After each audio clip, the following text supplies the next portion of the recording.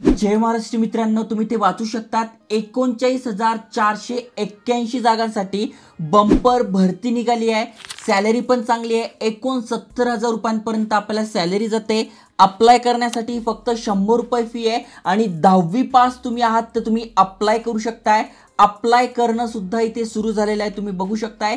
जबरदस्त government job update तुमच्यासाठी घेऊन आलो आहे। व्हिडिओ पूर्ण बघा, डिटेलमध्ये सांगतोय कारण की तुम्ही ते बघू शकताय।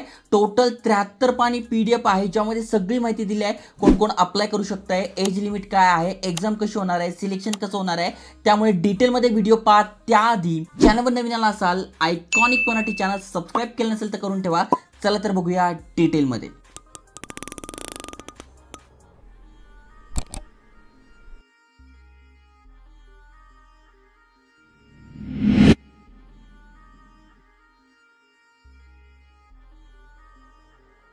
तर मित्रांनो, भारत सरकार कर्मचारी चयन आयोग यांच्यातर्फे ही भरती निघालेली आहे।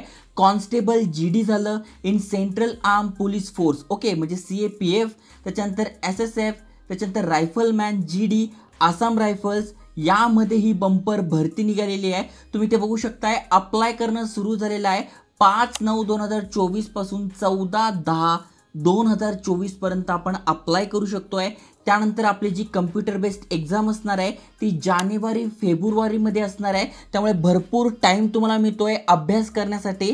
त्यामुळे नक्की तुम्ही अप्लाय केलं पाहिजे। चांगला जॉब आहे, चांगली सॅलरी आहे आणि त्यातल्या त्यात फक्त 10वी पासवर ही भरती असणार आहे। जस्ट तुम्हाला खाली स्क्रोल करायचं आहे आणि यात अजून एक महत्त्वाची गोष्ट आहे, कम्प्युटर बेस्ड एक्झामिनेशन जी आहे ती टोटल 13 लँग्वेजेसमध्ये घेतली जाणार आहे आणि त्यातल्या त्यात आपली मराठी भाषा सुद्धा आहे। कारण की अनेकांचं म्हणणं आहे जेवढ्या पण सेंट्रल गव्हर्नमेंट जॉब वॅकन्सी असतात एक तर त्या हिंदीमध्ये असतात किंवा इंग्लिशमध्ये असतात, त्यामुळे जे मराठी भाषिक लोक आहे किंवा जे रिजनल लँग्वेजवाले आहे त्यांना प्रॉब्लेम येतो। तर इथे तुम्हाला चांगली संधी मिळाली आहे की मराठीमध्ये सुद्धा तुम्ही एक्झाम देऊ शकणार आहात। त्यामुळे म्हणालो जबरदस्त ही वॅकन्सी आहे। तुमचं पे स्केल जे आहे ते 69,000 रुपयांपर्यंत जातं।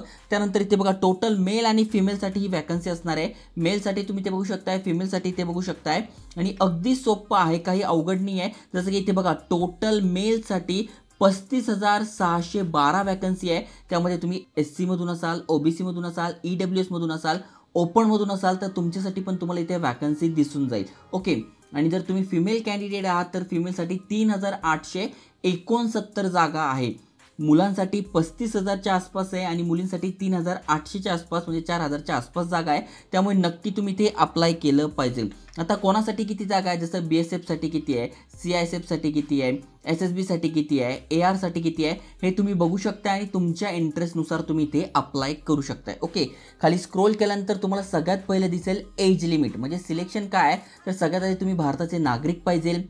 त्यानंतर एज लिमिट तुम्ही बघू शकताय, तुमचं वय हे 18 ते 23 आहे, तुम्ही अप्लाय करू शकताय। एज कॅल्क्युलेट होणार आहे 1/1/2025 रोजी। पण तुम्ही जर SC ST मधून असाल तर 5 वर्षे सूट आहे, OBC मधून असाल तर 3 वर्षे सूट आहे, एक्स सर्व्हिसमॅन असाल तर पुन्हा 3 वर्षे सूट आहे, PWBD कॅन्डिडेट आहात तर तुमच्यासाठी पण इथे वयामध्ये सूट दिलेली आहे।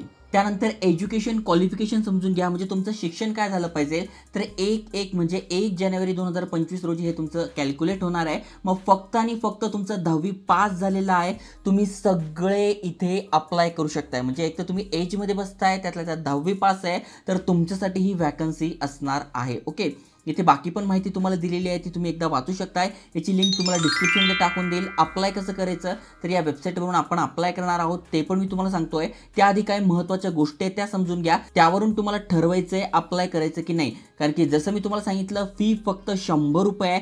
त्यातल्या त्यात तुम्ही वुमन कॅन्डिडेट आहात, म्हणजे महिला आहात, SC ST मधून आहात, एक्स सर्व्हिसमन आहात तर तुम्हाला कुठल्याही प्रकारची फी नाही आहे। म्हणजे बाकीच्या सगळ्यांसाठी फक्त 100 रुपये फी आहे। त्यातल्या तुम्ही महिला, SC ST, एक्स सर्व्हिसमन आहात तर तुम्हाला 1 रुपया पण इथे चार्जेस नाही आहे। त्यामुळे संधीचा फायदा घ्यायला काहीही हरकत नाही आहे। अप्लाय करणं सुरू झालेलं आहे। त्यानंतर एक्झाम कशी असणार आहे ती समजून घ्या। इथे बघा दिले एक्झाम कुठे कुठे होणार आहे। आता आपण महाराष्ट्रातनं अप्लाय करतोय तर महाराष्ट्रासाठी तुम्ही ते बघू शकताय, अमरावती, छत्रपती संभाजीनगर, जळगाव, कोल्हापूर, मुंबई, नागपूर, नांदेड, नाशिक आणि पुणे हे तुमचे सेंटर्स असणार आहे. इथे तुम्ही अप्लाय करू शकतोय, जे की आपण वेस्टर्न रिजनमधून येतो. त्यामुळे जर तुम्ही यापैकी एखादं सेंटर जे तुमच्या जवळ असेल ते तुम्हाला सिलेक्ट करायचं आहे एक्झामसाठी. एक्झाम कशी होणार आहे ऑलरेडी तुम्हाला सांगितलं आहे की मराठीमधून सुद्धा एक्झाम होणार आहे. तुम्ही ते बघू शकता 80 प्रश्न असणार आहे, प्रत्येकाला 2 मार्क असणार आहे. मग यासाठी सब्जेक्ट कोणते तर पार्ट ए मध्ये general intelligence and reasoning, general knowledge and awareness, elementary mathematics आणि इंग्लिश आणि हिंदी असे टोटल तुम्ही ते बघू शकताय 60 मिनिटाची ही तुमची एक्झाम होणार आहे. महत्त्वाची गोष्ट अशी आहे की 10वी बेसच तुमचे हे क्वेश्चन असणार आहे, त्यामुळे जास्त काही हार्ड सिलेबस नाही आहे. तुम्हाला पाहिजे तर क्वेश्चन पेपर मी अवेलेबल करून देईल, तुम्हाला इथे पण सिलेबस पूर्ण बघायला मिळेल. मग जनरल इंटेलिजन्समध्ये काय असणार आहे, जनरल नॉलेजमध्ये काय असणार आहे हे सगळं तुम्हाला बघून घ्यायचं आहे.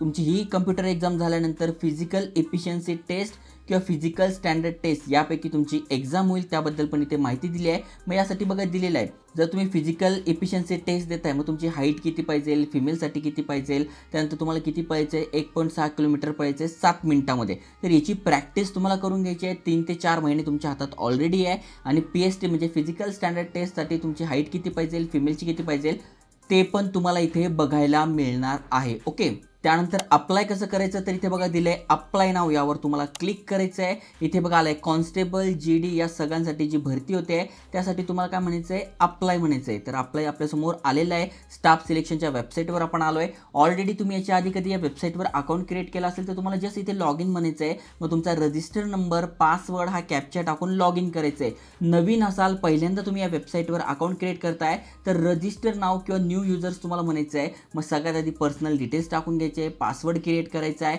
मग तुमची सगळी माहिती टाकून घ्यायची आहे, म्हणजे तुमचा ॲड्रेस, नॅशनॅलिटी, एज्युकेशन काय झालं आहे ते, त्यानंतर तुमचे डॉक्युमेंट डिक्लेरेशन करून तुम्हाला हा फॉर्म भरायचा आहे. 100 रुपये फी आहे. महिला असाल, SC ST मधून असाल, एक्स सर्व्हिसमॅन असाल, तुमच्यासाठी कुठलीही फी नाही आहे. त्यामुळे जे पण एलिजिबल आहे त्यांनी नक्की अप्लाय करा, मित्रांसोबत शेअर करा.